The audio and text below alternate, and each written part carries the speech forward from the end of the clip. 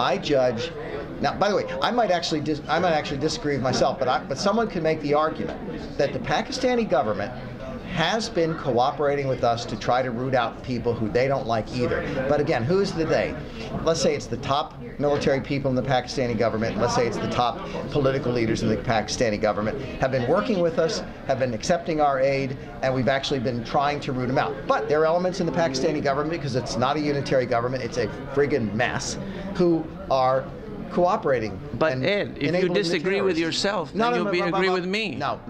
I'm saying you can't disagree with yourself because you'll be agreeing with me. I'm saying this. I can make a judgment, and it's a very valid judgment, okay, to say I judge that the Pakistanis are cooperating with us enough that the most effective way of rooting out the terrorists is to continue to cooperate with them. Now, so then that principle that you said about if they're harboring terrorists that have attacked us, we should attack them is not a principle. Because it doesn't tell you what to do. I'll tell you nothing. It says sometimes you should attack them, sometimes you shouldn't. That's not a principle. Well, if you say, again, I think that the fundamental problem is with our understanding of principles. I understand the world as being a very complex place. Does it give you guidance to tell you what to do? Of course it gives us guidance. All the things I've talked about give us guidance. Okay, and the non-initiation of force gives us guidance. Government protecting, I see what we agree on. All of these things give us guidance. The principle. I have to run downstairs in a few minutes to do something. Okay. But well, go ahead. So it's been very engaging. Did you want to finish up real quick? Okay. Well. Yeah. Did you agree that a principle is a rule that integrates the relevant facts? And then what are the relevant facts? This is the problem. The relevant facts, if it's a good principle, it will integrate the relevant facts and then give you guidance as to what you should do in this kind of situation and what you should do in the other kind of situation. Like we said, the principle of non-initiation of force is such a principle, is such a principle that is in a particular context. Now, if it's outside of a normal context, say duress, then the principle will not apply.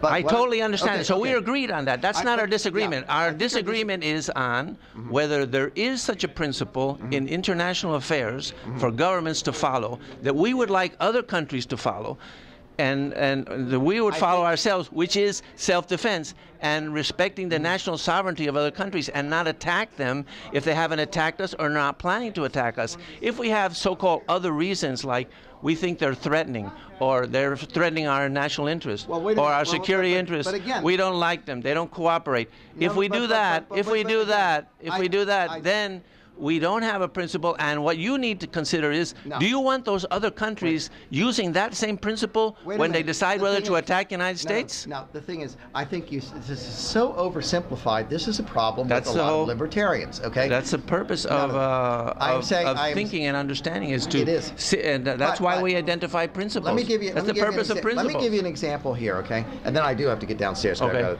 2:30 thing here. Okay.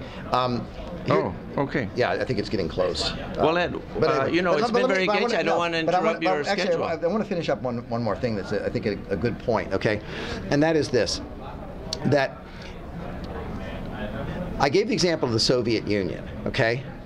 Soviet Union had the means to threaten and destroy the United States, okay? Right. With nuclear weapons. And we never attacked them militarily. They never attacked us militarily. But that was smart, right? We agree on that.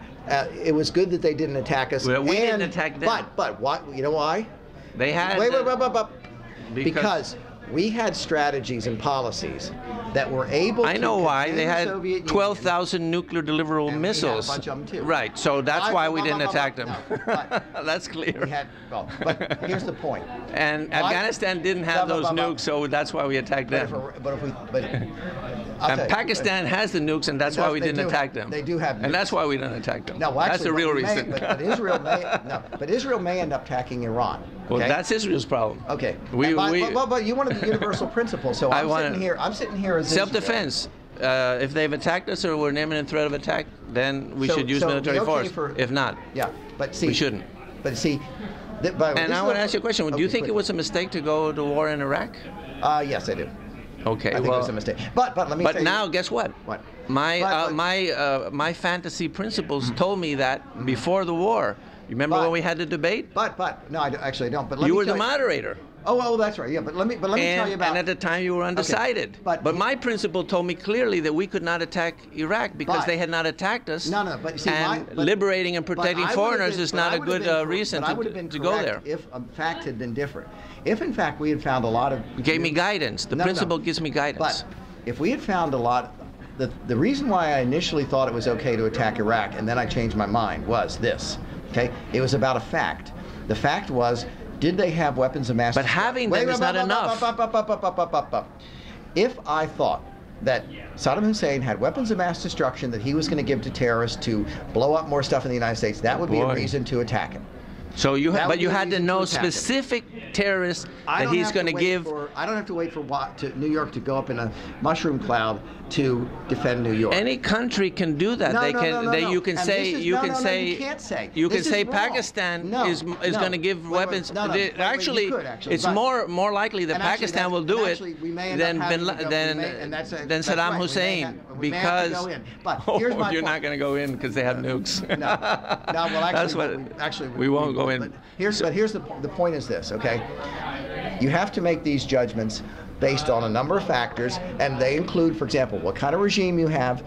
Do they actually provide a credible principles threat? to evaluate those facts? But if you don't have the principles, you can't evaluate effectively. Okay. It was great discussing with you. And I'll be down there. And thank you, Ed. Come to our take my booking. Come to our 3 o'clock thing. Okay.